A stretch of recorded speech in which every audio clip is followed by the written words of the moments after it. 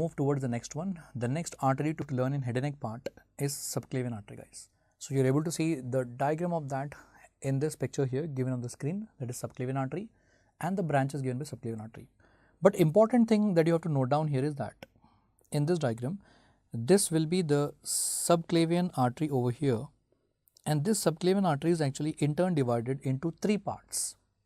Subclavian artery is divided into how many parts? Three parts, again by a muscle.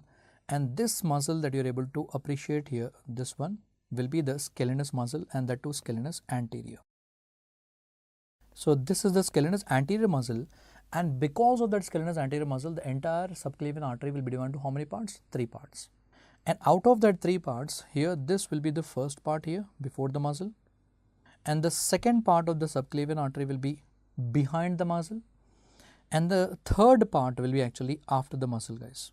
So subclavian artery is actually divided into three parts: the first part, second part, and the third part. First part of the subclavian artery is like before the muscle, second part is behind the muscle, and the third part will be after the scalenus anterior muscle. Perfect. So let's get started with this one here first. So subclavian artery. The first point that you have to remember in subclavian artery is, yes, it is divided into three parts. It is divided into three parts, and it is divided into three parts by which muscle? By scalenus anterior muscle. That's important. Scalenus anterior muscle. Now after that, what you have to learn, whenever you learn about any artery, the thing that you have to learn is branches. What are the branches given? And now again the same headache here. You have to learn the branches given from first part, the second part, and third part. Now whenever you are learning about the branches of subclavian artery, I will tell you one simple mnemonic here. From the first part, and then from the second part, and then third part, you can easily remember that as VIT, with vitamin C and D. So from the first part, we are getting in turn three branches, and those three branches are VIT branches, vitamin, and then second we will be getting C, only one branch, and third D. So you can remember easily with the help of this mnemonic here. From first part, VIT, and the second part you have to remember like C, and the third part D, vitamin C and D. Now what is the full name of all these things? Let us first of all write down all the full names here. First part. Now how many branches are given from the first part of the subclavian artery? Three. VIT, and V stands for vertebral artery. Vertebral artery. While writing, simultaneously recall in your mind, where did we come across this vertebral artery? Vertebral artery is the one which is going to move up, enter into the cranium via the foramen magnum, and there it is going to combine with the vertebral artery on the other side to form basilar, and together they are actually contributing for the formation of that circle of Willis, and we have learned about that in detail in neuroanatomy. That's vertebral artery. I stands for internal thoracic artery. Internal thoracic artery. An internal thoracic artery, this is the one which we have learned in the thorax. It will be moving down adjacent to the sternum, and that is the one which is giving anterior intercostal arteries. We have learned in the thorax topic. And then T here stands for transverse thyrocervical trunk. Thyrocervical trunk. So the first part will give three branches, VIT, VIT branches, and V for vertebral, I for internal thoracic artery, and then T stands for thyrocervical trunk. And now a little bit in more depth, remember the thyrocervical trunk will in turn give rise to three branches, and those three branches we are going to remember as SIT, SIT branches. So I always advise the students to remember like VIT will give you SIT branches. So thyrocervical trunk in turn will give rise to SIT branches. And in the SIT branches, S stands for suprascapular artery. Suprascapular artery, and then I stands for inferior thyroid artery. Inferior thyroid artery, and this was a direct question asked in the exam. Inferior thyroid artery is actually a branch of which one, sir? Thyrocervical trunk. And then finally T actually stands for transverse cervical artery. Transverse cervical artery. So the first part will give like three branches, VIT branches, and out of that T stands for thyrocervical trunk, and that will in turn give rise to SIT branches. All these branches in the diagram, and we are also going to draw the diagram also, guys. So don't panic about that. Now what about the second part? The second part will give only one branch, that's with C, and C stands for costocervical trunk. C for costocervical trunk. And the third part is the one which will give only one branch again with D, and D stands for dorsal scapular artery. Dorsal scapular artery. But there is a small controversy here. Let me actually try to clear this controversy here, guys. Actually, what will happen, the transverse cervical artery will in turn be divided into two branches. One will be the superficial branch and another one will be the deep branch. One will be the superficial branch, another one is the deep branch. So, transverse cervical artery is in turn dividing into two branches, that is superficial and deep branch. Now, the variation here is that, if the deep branch of transverse cervical artery is present, then the dorsal scapular artery from the third part will not be there. It will not be there. And suppose if the deep branch of transverse cervical artery is not present, then the third part will in turn give a branch, that is dorsal scapular artery. I hope you are understanding the variation here. It's depending on these branches. I repeat again, deep branch is present, then dorsal scapular absent. If dorsal scapular is present, then the deep branch will be absent, something like that. But recently in the Gray's Anatomy, this variation or this controversy has been actually clarified. In Gray's Anatomy, they have done a wonderful thing there. No more confusion. The deep branch of the transverse cervical artery, that itself is named as dorsal scapular artery. That itself is also known as the dorsal scapular artery. So, no confusion at all. It makes sense now. Perfectly done. So, these are all the branches of subclavian artery that we have directly written in the notes here. Now, before drawing the diagram, let us just look at this diagram now, the atlas image, and then we'll draw our diagram, guys. Now, in this diagram, we are first of all able to see the subclavian artery, no doubt about that. The subclavian artery will actually divide into three parts, the first and second and third part. Out of that three part, my dear friend, the first part. The first part will in turn give rise to three branches, width branches, vertebral, internal thoracic and thyrocervical trunk. V for vertebral artery. Vertebral artery is going up here, if you are able to appreciate in this diagram here. And I are actually standing for internal thoracic artery, which we are not able to see in this diagram. So, don't worry about vertebral and internal thoracic. Now, observe this one here, sir. This is T. T stands for thyrocervical trunk. Now, this thyrocervical trunk will be in turn dividing into three branches. Out of that, number one, this one is going here, and this is suprascapular artery. S for suprascapular artery here. And then one more branch you can clearly see here going transversely in the neck region. So, this one here will be the transverse cervical artery. Transverse cervical artery here. And then this branch over here is the one which is going to the thyroid gland from below, and this is inferior thyroid artery. Inferior thyroid artery. And you can see all that three branches, SIT, all that three branches are right in front of the Scalenus anterior muscle. We can clearly appreciate that all that three branches are in front of the Scalenus anterior muscle. So, that's the beauty of learning from this diagram here. From this diagram we can even learn about the subclavian artery as well as the relations of Scalenus anterior muscle. I am going to make it easy here itself, guys.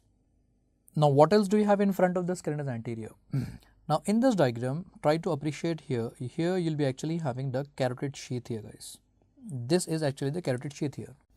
And the moment I tell the word as carotid sheath, I hope you are able to recall very easily here.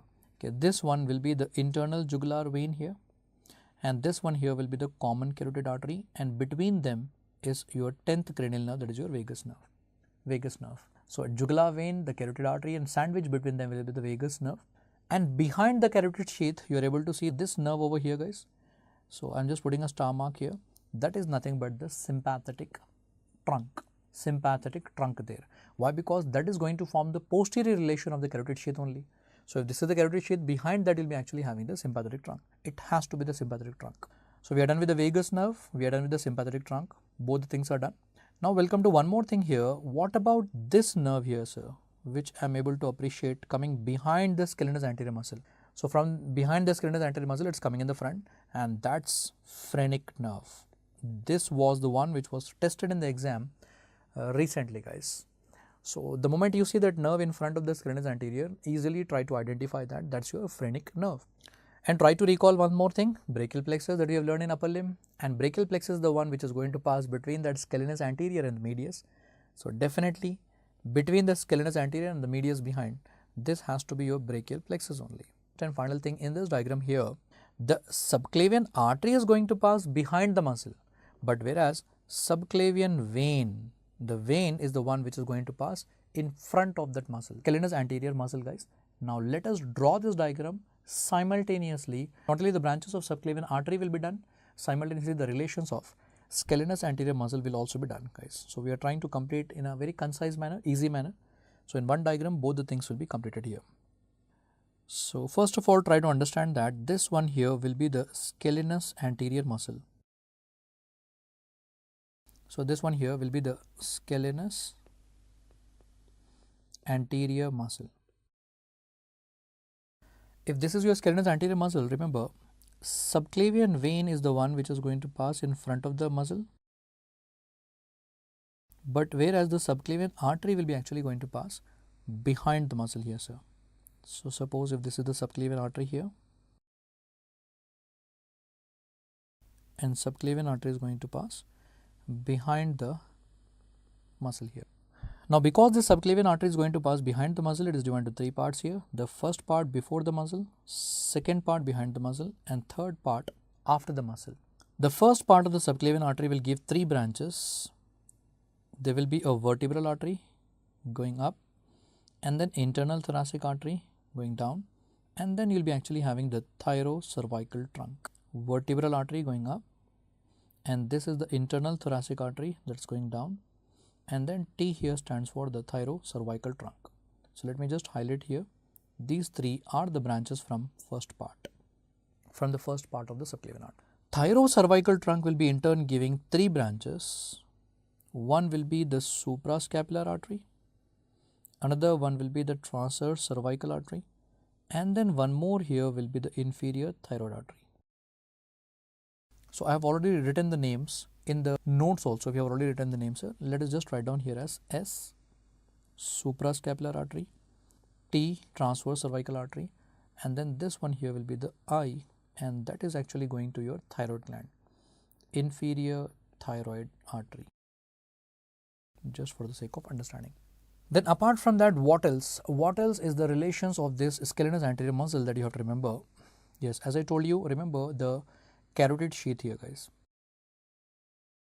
You will actually have the internal jugular vein here, and then there will be a common carotid artery here, and then sandwiched between these two will be the vagus nerve. The vagus nerve, and all this is actually enclosed inside a sheath, and this sheath will be actually the carotid sheath here. And what is the structure that is just present behind the carotid sheath here? That is the sympathetic trunk with that cervical sympathetic ganglions and all. That's the sympathetic trunk here. And then last and final thing, there is a nerve which is coming in the front here, and this nerve will be the phrenic nerves. So this will be the phrenic nerve.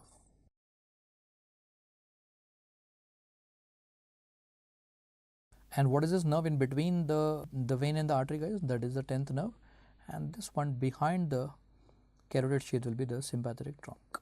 Now once you draw this diagram here, it's very easy, very easy to remember like what are the relations of scalenus anterior muscle, like in front as well as behind, anterior and posterior, guys. Whatever structures that you are able to see here, all the structures are present anteriorly, except I'll tell you like two things here.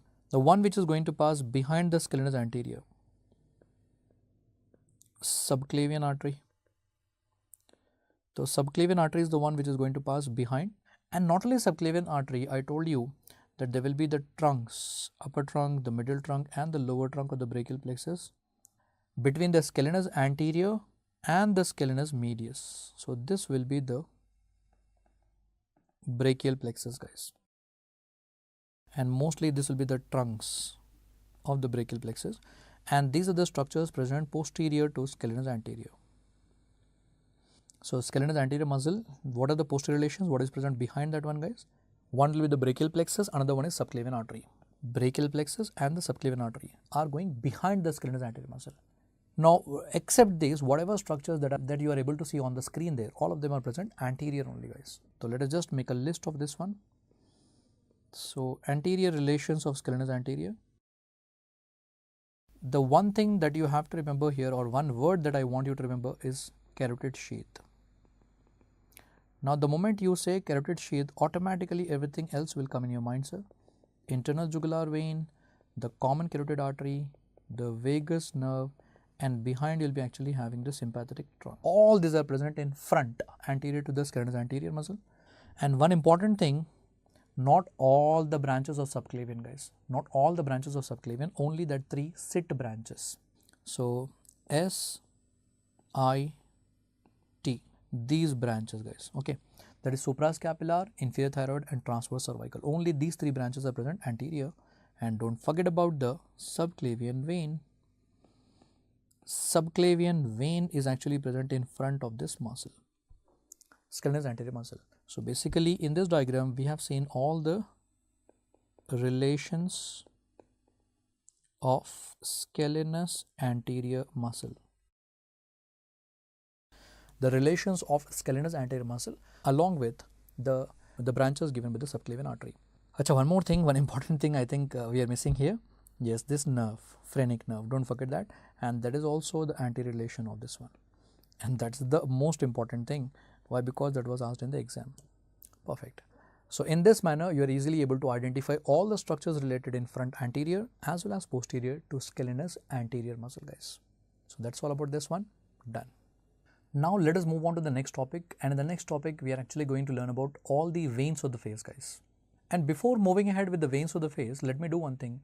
Let me show you all that veins on my face over here, sir, so that it will become easier for us to correlate with the names, guys, okay. So, first of all, there will be a vein which will be coming from temporal region here, and that one will be superficial temporal vein. That superficial temporal vein combines with the maxillary vein here, and these two together are going to form a vein, and that vein is present behind the mandible, behind that one. So, that is why it is known as a retromandibular vein.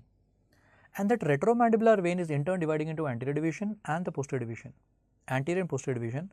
Anterior division is the one which is going to combine with the facial vein, whereas the posterior division will combine with the vein coming from behind the auricle, that is posterior auricular vein. Makes sense. Repeat again. Superficial temporal vein combines with maxillary to form retromandibular, anterior division and the posterior division. Anterior division combines with facial, whereas the posterior division combines with posterior auricular vein. Perfect. So, keeping this idea in our mind, let us actually now start drawing the diagram here. There is a vein which is going to come from the temporal region here, that is superficial temporal vein, and that combines with the vein from the maxillary vein, and then that is going together to form retromandibular vein. Retromandibular vein will in turn divide into anterior division and the posterior division. Let us first of all write down the name still here. This is superficial temporal vein. That is superficial temporal vein, and this vein is going to combine along with the maxillary vein, and together these two are going to form retromandibular vein, guys. So, let me just write down the full form of this one over here. RMV stands for retromandibular vein. Now, that retromandibular vein is dividing into 2 divisions here. One will be the anterior division and another one will be the posterior division. There will be anterior division and the posterior division. Now, out of these two, posterior division is quite easy here. Let us just finish off with this one. It is going to combine with a vein coming from behind the auricle, and that is the reason why the name of this vein is posterior auricular vein. Posterior auricular vein here, and together these two are going to form your external jugular vein. And whenever you are learning about any vein, the formation of the vein is important, guys. So, external jugular vein is actually formed by, it is formed by the posterior auricular vein, and that is going to combine along with the posterior division of a retromandibular vein. So, the posterior auricular vein combining with the posterior division of retromandibular vein. So, these two will combine together to form external jugular, and which will finally go and get drained into what? It is going to drain into the subclavian vein over here. So, external jugular vein is finally going to drain into subclavian vein. That's the story about the posterior division. Now what about the anterior division here? See, actually what happens here, there will be a vein coming from this region here. That is the supraorbital and supratrochlear vein. So you'll be actually having one of that is supraorbital vein and another one will be the supratrochlear. Supraorbital and supratrochlear together will be draining into angular vein. And angular vein is the vein which is going to further continue down here, facial. And my dear doctors, remember the facial vein is the one which is going to combine with the anterior division of retromandibular vein. So supraorbital, supratrochlear together angular vein, and angular vein continuing down here as your facial vein here. And this facial vein is the one which will be actually going and joining with the anterior division of retromandibular vein. And together, these together are going to form common facial vein, and common facial vein will actually go and drain into the internal jugular veins. Please be very careful here. I am not telling you that internal jugular vein is forming here. We learned about the formation of internal jugular vein in dural venous sinuses topic. In dural venous sinuses, I taught you internal jugular vein is formed by the sigmoid sinus along with inferior petrosal sinus. Okay, but we are not telling the formation. Please be very careful here. Only the common facial vein here, the common facial vein here will go and drain into the internal jugular vein, sir. The common facial vein will go and drain into the internal jugular vein there, guys. So that completes like all the veins of the face in the easiest manner possible here, guys. So you can see there a beautiful W shape will be actually formed there, guys. So anteriorly you will be having facial vein combining with the anterior division, and posteriorly you will be having the posterior auricular vein combining with the posterior division. Perfectly done.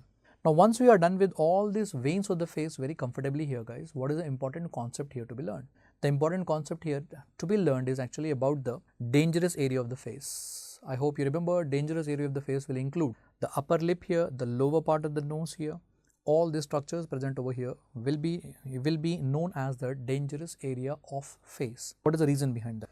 Let me show you today. The applied aspect of learning these veins here, let me show you today here, guys. So again the same thing here.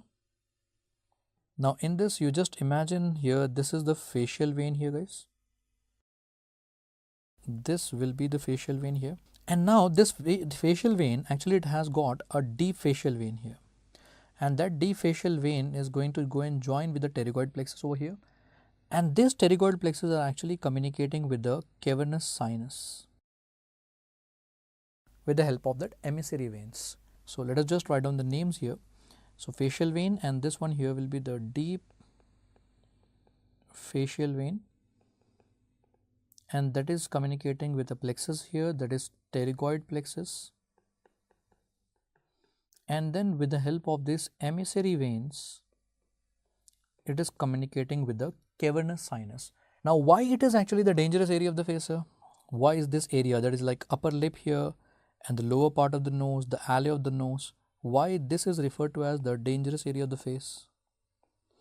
Why? Because if there is any infection here in the dangerous area of the face, if there is any infection here, there are chances that this infection is going to be traveling along with this deep facial vein to the pterygoid plexus, emissary vein, and finally that will actually reach to the cavernous sinus over here. So the infection which was just outside the cranium, I mean to say in this region only, outside the cranium, now there are chances that infection is going inside the cranium, intracranial, and we know the cavernous sinus. Cavernous sinus is present in very close proximity with your brain on either side of the body of the sphenoid bone, and that infection is going inside that, and you know the consequences, guys. So extracranial infection, the infection which is outside the cranium is actually going inside. So that is something dangerous. Not only this way, there is like one more way, guys. One more way through which the infection can be carried. I hope you all know that from the orbit, you will be actually having ophthalmic veins, and ophthalmic veins are one of the tributaries of your cavernous sinus only. So there will be like superior ophthalmic, and you will be having inferior ophthalmic from here. So superior ophthalmic vein, guys, superior ophthalmic vein, they are like, you know, the tributaries for the cavernous sinus from the orbit. When you learn about the cavernous sinus topic, there is totally a different topic, guys. Cavernous sinus is the one which is going to drain the blood from orbit, the brain and the meninges also. So don't get confused with that. From the orbit, superior ophthalmic veins are going to carry. So there are even chances of one more pathway here, facial vein, the angular, and then the superior ophthalmic, and then the cavernous sinus. So this is what you have to actually remember along with the veins of the face. That's the reason why this concept is important here, guys. And by this we complete even the veins of the face. All the veins of the face are done here, sir. Done. Thank you.